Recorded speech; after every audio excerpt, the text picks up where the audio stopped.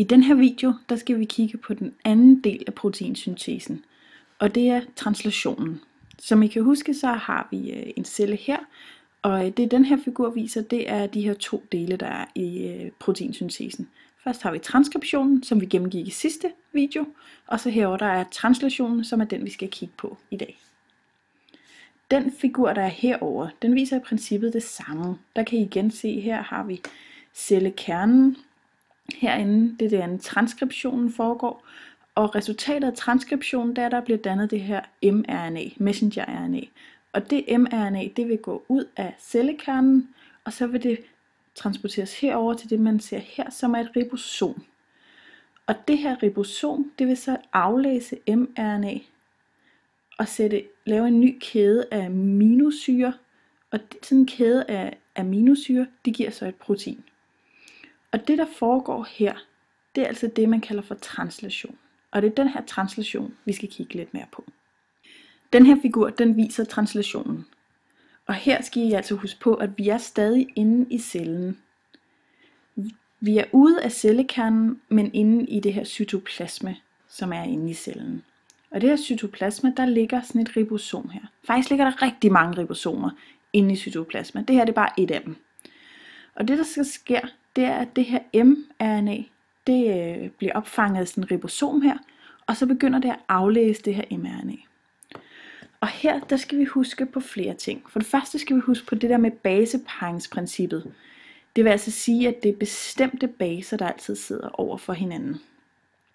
Så en anden ting, vi skal huske på, det er, at nu har vi med RNA at gøre. Det vil sige, at det er der, hvor med DNA, hvor det normalt var thymin, så i stedet for thymin, så er der altså uracil her som base. Men de andre er der stadig, det vil sige, at der er stadig adenin og guanin og cytosin. Og så er der så den her uracil. Okay, lad os lige prøve at zoome lidt ind her og se, hvad der sker. Så her der ser jeg altså mRNA'et. Det der kommer op her, det kalder man for tRNA. Og tRNA vil så sætte sig på den, og det kalder man for en triplet. Det vil sige 3 baser. 3 baser, de udgør en triplet. Det vil så sætte sig til der, hvor det passer. Så her ser I, der er et A, og et U, og et A.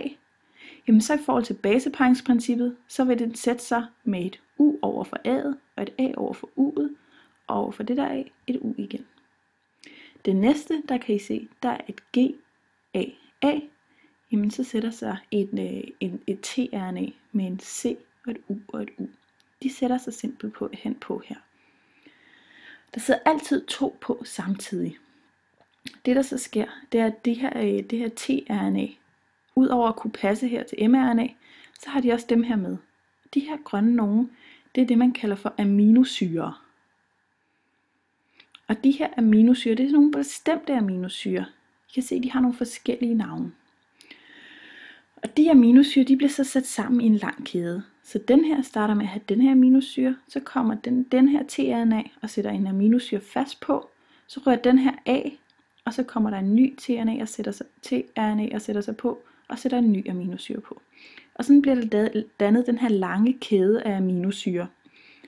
Og den her lange kæde af aminosyrer, det er så det, man kalder for et protein. Men lad os også lige prøve at se på en animation af den her translation. Hvis I ser her, så ser I igen ribosomet her, og I ser mRNA'et her. Det her mRNA, det vil så binde sig til ribosomet, binde sig fast der.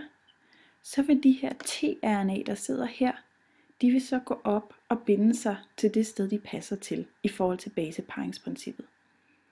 Så den her, der kan man se, der er et G og et A og et U. Så over for den, der vil sidde et C og et U og et A. Husk det her med, at uracil på RNA svarer til thymin på DNA. Godt, så sætter de sig på der, og så kommer der en ny, der sætter sig på. Og så kan man se, at de her 2 aminosyrer, de bliver bundet sammen. Sådan der, så forsvinder den der A, den bliver siddende på. Og så kommer der en ny tRNA, sætter sig der i forhold til baseparingsprincippet. De 2 aminosyrer bliver bundet sammen. Så forsvinder den der tRNA, og så kommer der en ny.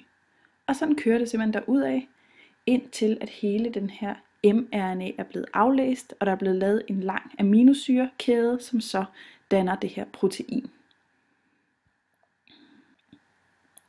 Okay, så nu har vi kigget lidt på, hvordan tRNA sætter sig op på den her mRNA inde i et ribosom, og hvordan de har de her aminosyrer med, som bliver sat sammen i en lang kæde, som så kan foldes til et protein.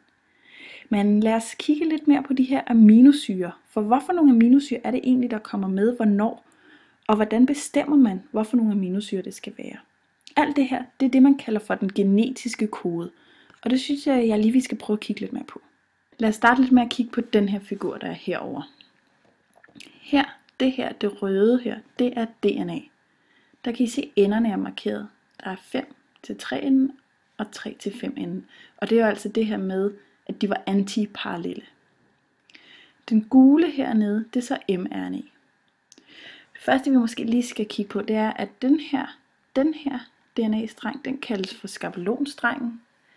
Og heroppe, der har vi så det, man kalder for den kodende streng. I det ligger der altså, at mRNA er blevet lavet ud fra den her streng. Derfor kalder man den for skabelonstrengen. Den er skabelonen for mRNA. Den her kalder man den kodende, fordi som I kan se, så den her skabelonstreng, på grund af det her med baseparingsprincippet, så kommer mRNA faktisk til at svare til den her streng heroppe, den kodende streng. Dog med den forskel, at i RNA så er uracil her, hvor i DNA er der thymin. Men ellers kan I se det samme. Så thymin, uracil, men så her ser I G, C, og så der igen det her T og U. Så A, T og U, G. Så I kan se, de bliver ligesom de samme strenge, de to. Derfor kalder man den her for den kodende streng. Det næste vi skal kigge på, det er så det her med den genetiske kode. Altså hvordan de her baser her, de giver en aminosyre. Så det der er vist her, det er at UGG, det giver den her aminosyre. CUA, det giver den her aminosyre. AUG giver den her aminosyre. Og sådan er det hele tiden. Så det vil sige, det vil altid være 3 baser. Det er også det, man kalder for triplet. En triplet. De her 3 baser, eller den her ene triplet, den giver så den her aminosyre. Og igen, 3 baser giver så den her aminosyre. Der vil aldrig nogensinde kunne være sådan, at 2 baser giver en aminosyre, eller at 4 baser giver en aminosyre. Okay, hvordan ved man så, hvad der giver hvilken aminosyre? Det har man faktisk fundet ud af, og derfor har man faktisk lavet den her tabel, som I kan se herovre. Og lad os lige prøve at se på, hvordan man aflæser sådan en tabel. Så hvis nu vi starter med at have en mRNA, som starter med U. Det er en triplet med 3 uracil. Så er første position, det er et U. Her kan I se første positionen. Okay, det er et U. Næste positionen, nummer 2 position, det er her. Det er også et U. Okay, så er vi her. Så det er egentlig den her række. Sidste position, det er også et U. Okay, så må vi være der ved den her aminosyre. Og den her aminosyre, det er den aminosyre, man kalder for en phenylalanin. Den her aminosyre hedder phenylalanin. Hvad alle de her aminosyre de hedder, det kan være rigtig, rigtig svært at huske, og det er derfor noget man bare slår op på internettet. Men lad os lige prøve at kigge igen. Så hvis nu, at man så i en mRNA, der havde vi UUU, så den næste triplet, den kunne for eksempel være UAC. Okay, hvordan læser vi det så det? Jamen så skal vi igen herover i første position, det er et U. Så vi er i den her række. Næste position, det var et A. Okay, så er vi i den her kolonne. Og det sidste var et C. Okay, så er vi i den her, så må det være den. Tyrosin, der er aminosyren. Så på den måde kan vi altså ud fra de tripletter, vi kan se på mRNA, se hvorfor en aminosyre, der bliver dannet.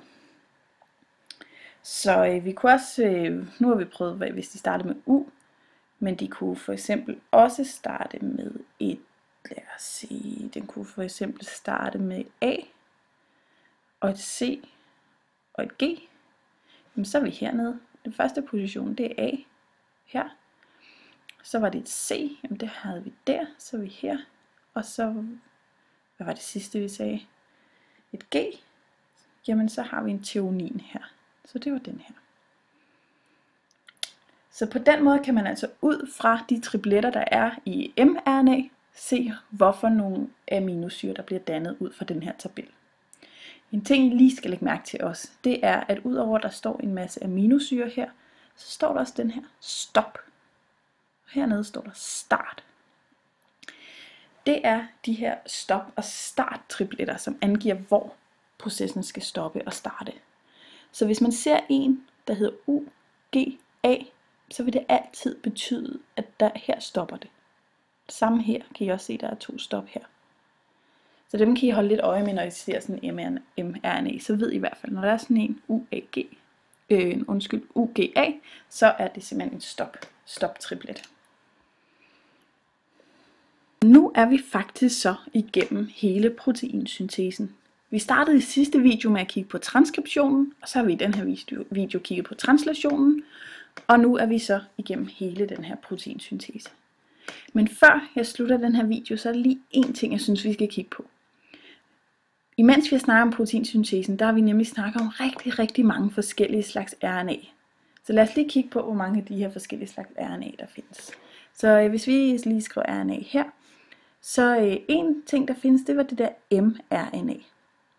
Det var det her messenger-RNA, som går ud af cellekernen og kommer hen til et ribosom, hvor det så koder for den her aminosyrekæde og for det her protein. Det andet RNA, vi har snakket om, det var det her snRNA. Og det snRNA kunne, det er, at de folder sammen og laver det, man kalder for et spliceosom. Og det spliceosomerne gjorde, det var at fjerne de her introns fra RNA'et, fra det her mRNA. Og de her introns, det var fordi, de var de ikke-kodende dele, så de skulle ligesom flyttes væk. Så er der tRNA. tRNA, det var dem der transporterede aminosyrene op til ribosomet, sådan så at det bandt sig til mRNA, og så på den måde lavede den her aminosyrekæde. Og så det sidste RNA, det er så det her rRNA, og rRNA, det folder sig sammen og laver det her ribosom, som altså laver translationen. Så på den måde kan I godt se, at der er faktisk rigtig mange forskellige slags RNA'er i spil her. Og det kan godt være lidt svært lige at holde styr på, hvorfor nogen der gør hvad. Men her er altså lige en lille oversigt.